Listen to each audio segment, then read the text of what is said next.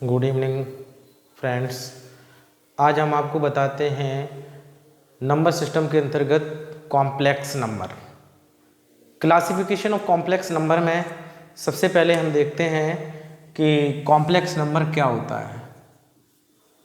Complex number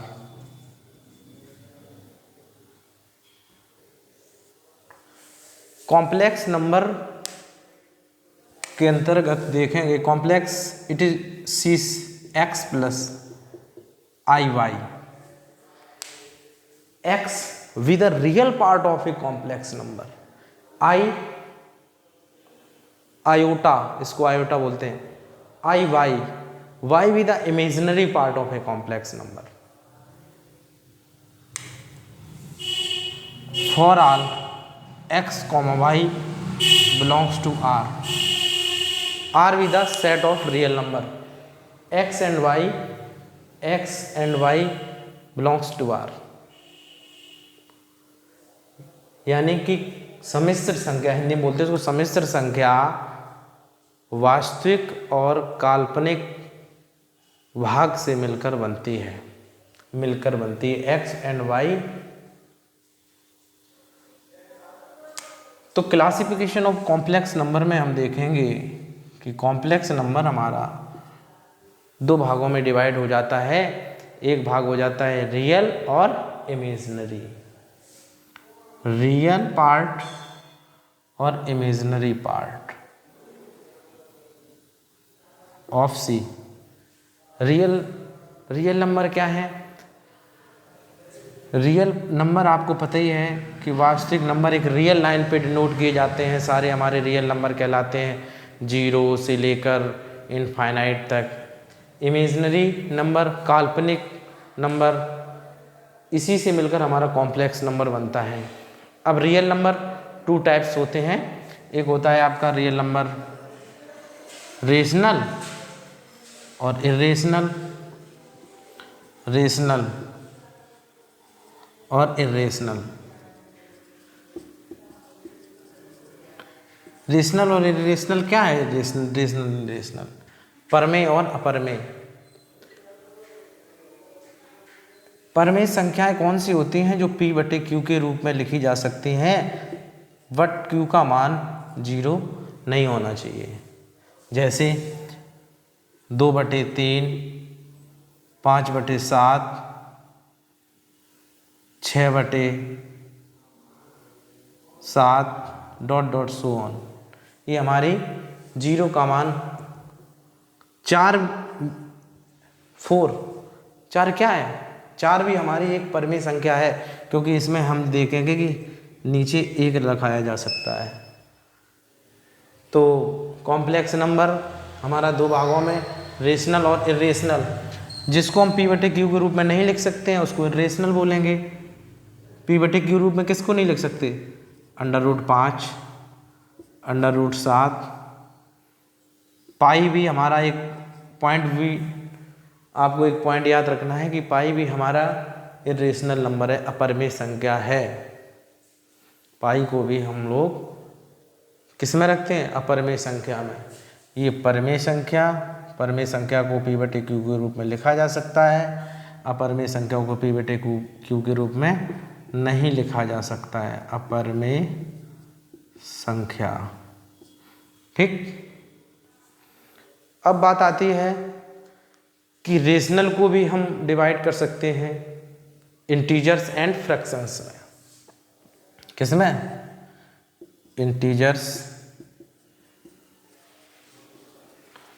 fractions.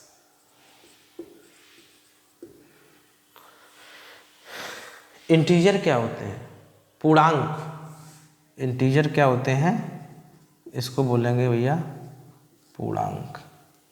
आपको पता है कि हमारा इंटीजर 0, 1, 2, 3, 4, 5 एक रियल लाइन पे हमने इन अंकों को लिखा। इसके अगर हम बाईं ओर जाते हैं तो -1, -2, -3, -4।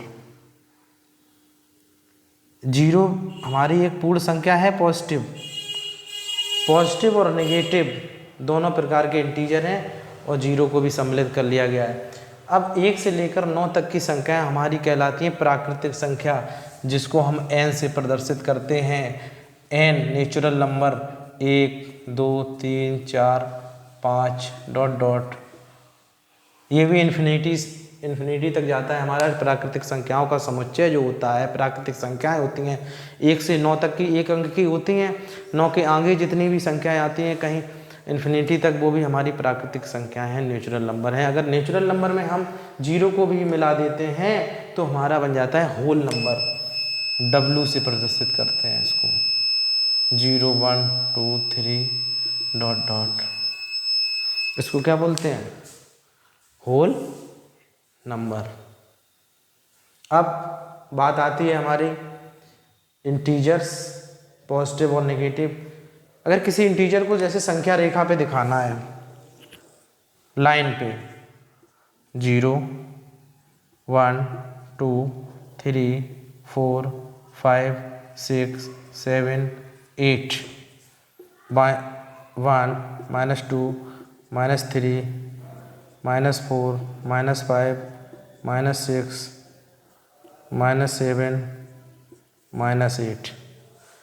अगर मान लीजिए कि हम इसमें एडिशन और सब्सट्रैक्शन का रूल लागू करते हैं, क्लोजर और कम्यूटेटिव एसोसिएटिव प्रॉपर्टी हम इसमें लागू करते हैं, वो आगे हम आपको बताएंगे कि कम्यूटेटिव और closure, associative existence of identity, existence of inverse, ये प्रॉपर्टीज हैं जो हमारी 2 ऑपरेशन पे लागू हो रही हैं। किस ऑपरेशन पे? जैसे हम देखते हैं कि क्लोजर एसोसिएटिव प्रॉपर्टी जो है आपकी मल्टीप्लिकेशन और एडिशन पे लगती है। तो हमें दिखाना है जैसे संख्या रेखा पे हम एडिशन में दिखाते हैं और सब्सट्रैक्शन में, 2 ऑपरेशन पे। 2 + 4 2 + 4 2 + 4 4 का मतलब है कि आपको 4 पॉइंट आगे जाना है, 1 2 3 4, 2 से सीधे 4 पहुंच गए, कितना आ गया? 6। अगर इसको हम माइनस में देखें, 2 - 4 2 - 4 2 - 4 2 आना चाहिए, 2 से चलेंगे 4 माइनस घटाएंगे, पीछे चले जाएंगे, 1 2 3 4, 2 से सीधे 4 पे, तो क्या आ गया? -2। इस प्रकार हम देखते हैं कि हम कॉम्प्लेक्स नंबर को रियल नंबर और इमेजिनरी नंबर से कॉम्प्लेक्स नंबर बना, और रियल नंबर और इमेजिनरी नंबर में, इमेजिनरी नंबर आपको बताया है हमने कि i² = -1। ये कहाँ से आया? i² = -1, आयोटा, इसको आयोटा बोला जाता है। ix², लेट अस एक इक्वेशन लेते हैं हम लोग, x² + 1 = 0, x² = -1। इसका सॉल्यूशन देखिए, तो x = √-1, यही हमारा -1 के अंदर, यानी कि इसको लिख सकते हैं -√1, इसको ही i से प्रदर्शित करते हैं। आयोटा i² का मान होता है -1। Imaginary part of a complex number. Complex number के क्लासिफिकेशन में हमने देखा रियल नंबर और इमेजिनरी नंबर। रियल नंबर को हमने रेशनल नंबर और रेशनल नंबर में डिवाइड कर दिया, और रेशनल नंबर को हमने इंटीजर्स और फ्रैक्शन में, यानी कि सम्मिश्र संख्या के 2 भाग होते हैं, वास्तविक संख्या और काल्पनिक संख्या। वास्तविक संख्या को परिमेय संख्या और अपरिमेय संख्या में विभाजित कर देते हैं। उसके बाद वास्तविक संख्या के अंतर्गत हम पूर्णांक और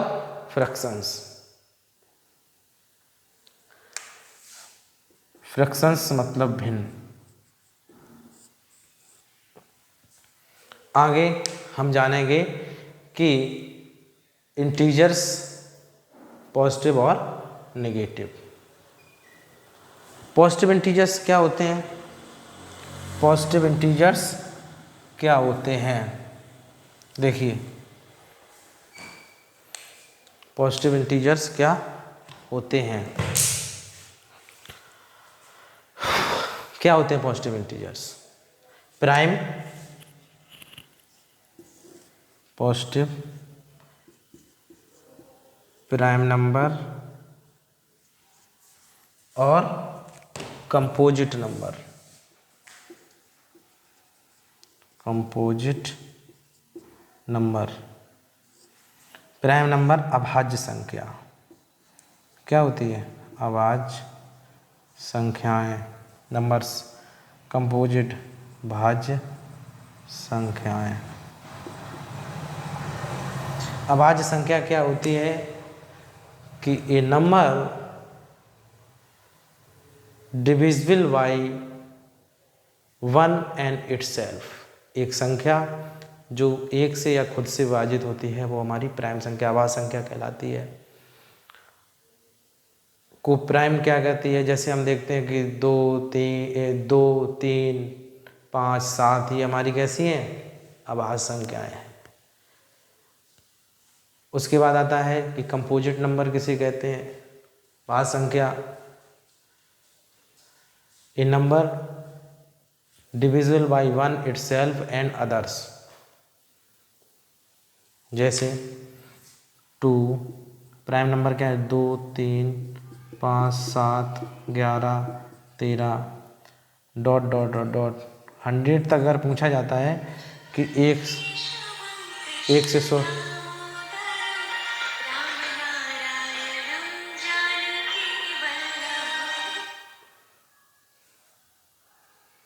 1 से 100 तक की हमारी कितनी प्राइम संख्या है?